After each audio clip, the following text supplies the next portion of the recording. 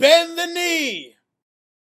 Valamogolas, everybody. Don Raven back again with another video, and this time I am going to be asking the question of whether or not the Starks are descended from a bastard. So, in A Clash of Kings, we hear about the legend of Bael the Bard, as told to Jon Snow by Ygrette. She tells him of how Bael the Bard was called a coward by Brandon Stark, also known as Brandon the Daughterless.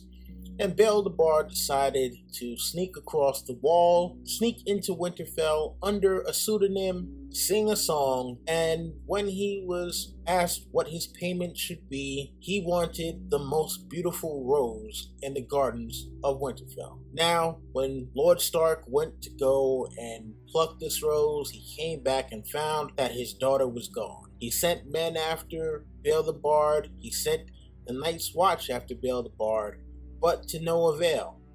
Months later, he found his daughter back in her room with a baby boy, Bael's bastard, and this baby boy later became the Lord of Winterfell. Later on, that baby boy went on to kill his own father, Bael the Bard, and after seeing this, his mother decided to take her own life rather than live with the grief. So, there are a few things that are very interesting with this story. One, we hear of this Brandon Stark being Lord Brandon Stark, which means this is after the conquest by Aegon Targaryen. We also hear about the King's Road, which means that this is after the time, or at least during the reign, of King Jaehaerys I, and we hear about this young Lord Stark being killed by a Bolton. Now, some of this stuff actually seems like it's kind of chronologically out of order, at least with him being killed by a Bolton, because as far as we know, up until the War of the Five Kings and the Red Wedding specifically,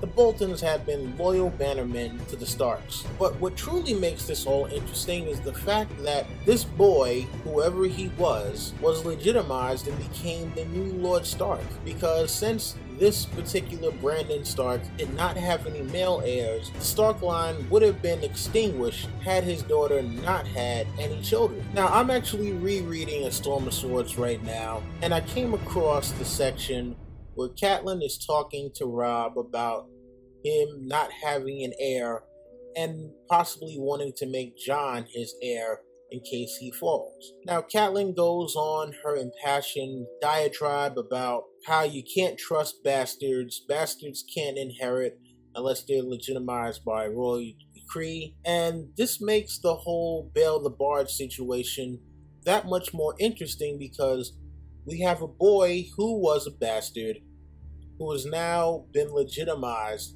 by what king we're not exactly sure, and he becomes the new Lord Stark. Now, the Starks apparently are unaware of this fact, at least as far as we know they're unaware of this fact, and with as much as made about bastards being treacherous and bastards not being allowed to inherit, I find it very interesting, or at least it would be very interesting, if after all this talk about how bastards shouldn't be allowed to have anything, if the Starks were actually descended from a bastard. And not just that, the bastard of a wildling king. Does this change anything about the Starks in your mind?